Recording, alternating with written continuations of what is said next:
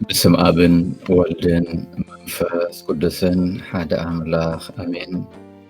እግዚአብሔር ኣምላኽና ስለ ዝፈጠርካና ናብ ክርስትና ስለ ዝፀዋዕኻና በብዓይነቱ ጉህዱን ስውር ረድኤት ስለ ዝሃብካና በዛ ለይቲ እዚኣ ሓሊኻ ክሳብ እዋን እዚኣ ስለ ዘብፅሕኻና ነመስግነካ ኣለና።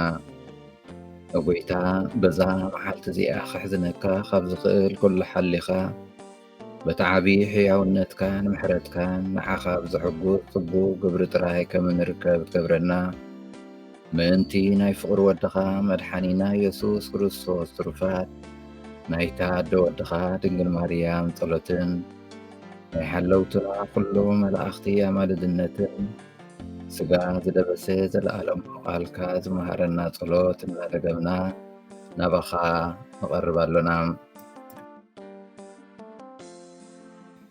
ኣቦና ኣብ ሰማይ ትነብር ስምካ ይመስገን፣ መንግሥትኻ ትምጻእ፣ ስብሐትካ ኣብ ሰማይ ከም ዝኾነ ከምኡውን ኣብ ምድሪ ይኹን።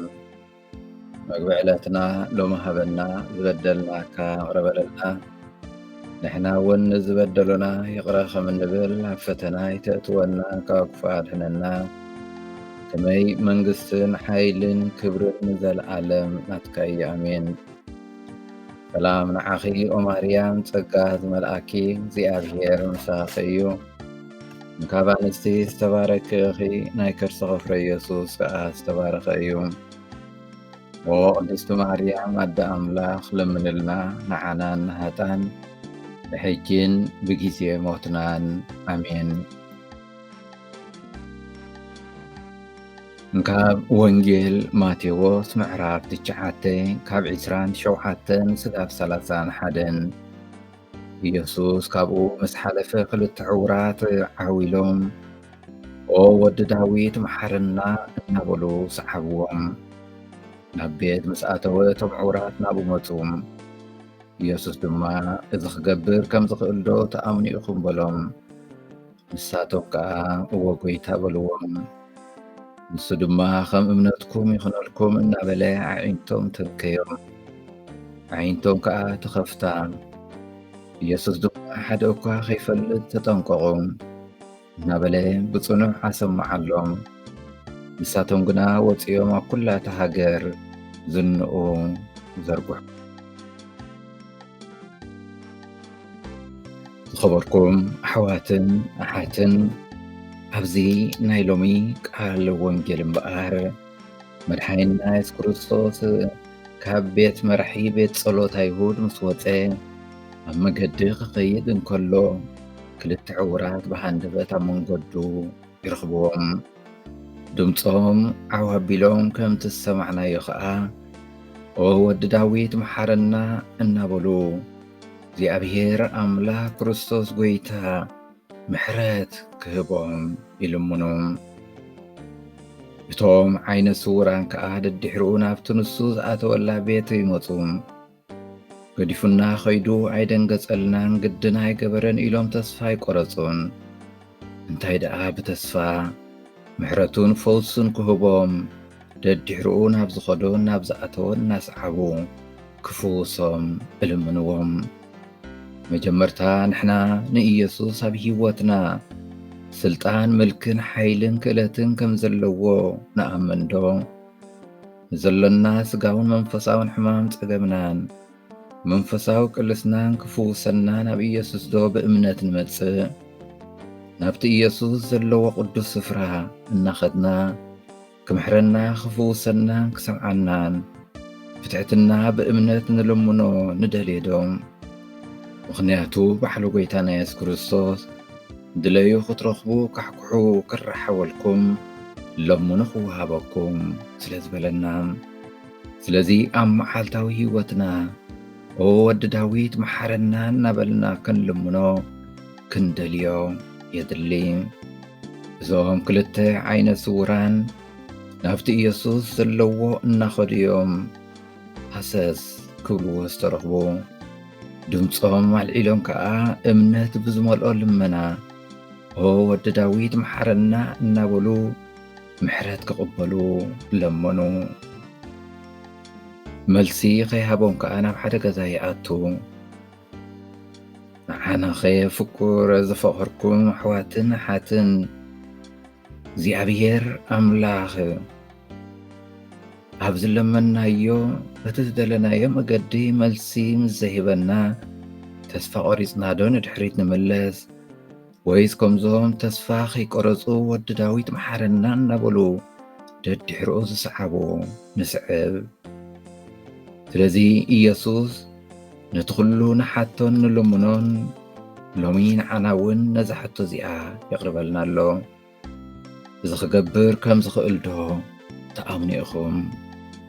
ብሓቂ ክርስቶስ ጎይታና ኣብ ህይወትና ዝለመናዮ ክህበና ከም ዝኽእል ተኣምር ክገብር ከም ዝኽእል ንኣምን ዶ?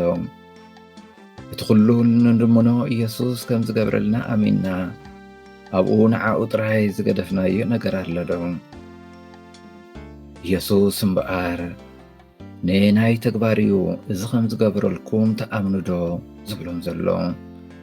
ከም ዝምሕሮምን ከም ዝፍውሶምን ንዝዓወራ ኣዒንቶም ከም ዘንቋሓሎምን ብርሃን ክሪኡ ዳግም ከም ዘብርሃሎምን ዝኣምኑን ዘይኣምኑን ምዃኖም እዩ ዝሓቶም ዘሎ። ተመሳሳሊ ንዓና እውን እዚ ሕቶ እዚ ይሓተና። እቲ ኩሉ ክገብረልና ካብ ጎይታ እንሓቶ ከም ዝገብሮ ንኣምን ዶ? ኣሚንና ኣብ ኢድ ጎይትና ጎይታ ሓዲግናዮ ዶ ንኸይድ? እዞም ክልተ ሕቡራት ንሕቶ ኢየሱስ ብዘይ ሕፍረት ብዘይ ተስፋ ምቑራፅ እወ ጎይታይ እናበሉ ዝምልስዎም ኢየሱስ ከምኡ ኢሉ ሓቲቱ መልሲ ክጽበእ እንከሎ ካባና ናይ እምነት መልሲ ከም ዝደሊ ኢና እንመሃር። ኣነ ኣብ ክርስቶስ ዘለኒ እምነት ከመይ እዩ? ክርስቶስ ንኹሉ ሕቶታተይ ንኹሉ ልመናይ ከም ዝገብሮ ኣእምን ዶ እናበልና ንእምነትና ዳግማይ ክንምርምር የድልየና። ኢየሱስ ናይዞም ዕውራት ሓቀኛ እምነት ምስ ዘረጋገፀ ዝብሎም ንስማዓዮም ከም እምነትኩም ይኹነልኩም እናበለ ኣዒንቶም ተንከዮም ኣዒንቶም ከዓ ተኸፍታ። እቶም ንብዙሕ ዓመታት ብዑረት ኣዒንቲ ዝሳቐዩ ዝነበሩ እቶም ብርሃን ዓለም ተሓሪምዎም ዝነበሩ ህይወቶም ክመርሑ ዘይክእሉ ዝነበሩ ብሳላ ጎይታና ኢየሱስ ክርስቶስ ብሳላ እቲ ተስፋ ዝመልኦ እምነቶም ዳግም ክሪኡ በቂዖም ሓጎስ ተሰምዖም። ዑረት ኣብ ቅዱስ መጽሓፍ ኣምሳል ናይ እምነት ዑረት እዩ። ኣዒንትና ናይ እምነትና ኣምሳላዊ ብርሃን እየን። ንሕና ኸ ክንደይና ብእምነትና ዝዓወርና? ምናልባት ኣብ እምነትና ብዑረትና ንመላለስ ከይንህሉ ብርሃን እምነት ዶ ንመላለስ ኣለና እናበልና ንገዛ ርእስና ክንሓትት እታ ናይ እምነት ቀንዴል በሪሃ ዶላ ተመሊስና ንእምነትና ንመርምር። ጎይታና ኢየሱስ ክርስቶስ ኣብ መጨረሻ ሓደ እኳ ከይፈልጥ ተጠንቀቑ እናበለ ብጽኑዕ የሰምዓሎም። ንሳቶም ግና ወፂኦም ኣብ ኩላታ ሃገር ዝንኡ ዘርግሑ። ምኽንያቱ እቲ ዝተቐበልዎ ጸጋ እቲ ኣብ ልዕሊኦም ዝተገብረ ተኣምር ናይ ምሕረትን ናይ ምፍዋስን ተግባራት ክጻወርዎ ኣይከኣሉን። ነቲ ዝገብረሎም ክርስቶስ ክምስክሩ ተረኽቡ። ምሕረት ኣምላኽ ጸጋ ኣምላኽ ምብሳር እዩ ዝደሊ። ንሕና ኸ ኣብ መዓልታዊ ህይወትና ዝተገብረልና ጸጋ ውህበት ናይ እግዚኣብሔር ብሓቂ ዶ ከምቲ ዝድለ ንኣሕዋትና ንሓትናን ንእውጆን ንምስክሮን እናበልና እግዚኣብሔር ኣምላኽ ይሓተና ኣሎ እሞ ሕጂ እውን እቲ ወዲ ዳዊት መሓረና እናበሉ ምሕረት ዝተቐበሉ ክልተ ዕውራት ሎሚ እውን ንሕና ብእምነትና ኣብ ዑረት ንመላለስ ከይንህሉ እሞ ናብ ክርስቶስ መጺና ብርሃን ክንርኢ ኣብ ወዲ ዳዊት መሓረና እናበልና ንጸልይ። ንኸነምልኾ ዝፈጠረና እግዚኣብሔር ምስጋና ይኹን ኣዴናን መድሓኒትናን ንዝኾነት ድንግል ማርያም ወላዲት ኣምላኽ ምስጋና ይኹን ዕፀ ድሕነትናን ሓይልናን ፀግዕናን ንዝኾነ መስቀል ክርስቶስ ምስጋና ይኹን እግዚኣብሔር ኣምላኽና ዘዕረግናዮ ናይ ንጎ ጸሎትና ከም ሕያው መስዋዕቲ ተቐበለልና ኣብ ኩሉ ጉዕዞናን ስራሕናን ኣሰንየና ሰናይ ዝኾነ ተግባራት ጥራይ እናፈጸምና ከም እንውዕል ግበረና ዝተባረኸን ዝተቐደሰን መዓልቲ ግበረልና ኣማልድነት ኩሎም ቅዱሳን እኖና ቅድስት ድንግል ማርያም ኣይፈለየና ዝተባረኸን ዝተቐደሰን መዓልቲ ይግበረልና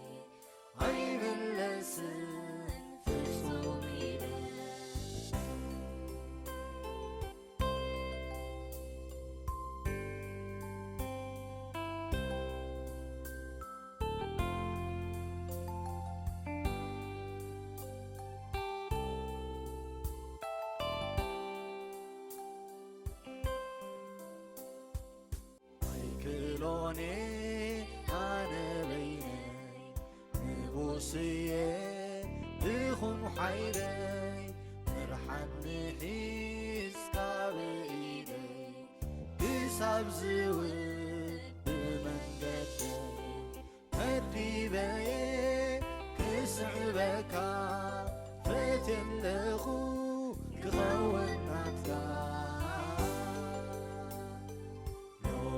صباح كل جيزي عيب اللسن في صومي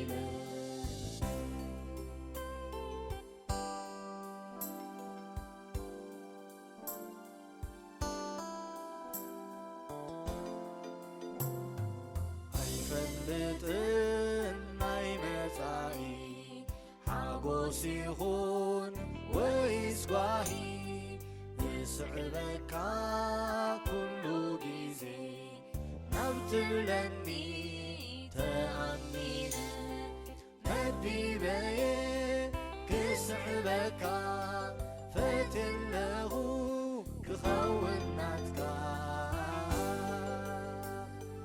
ሎሚ ጽባሕ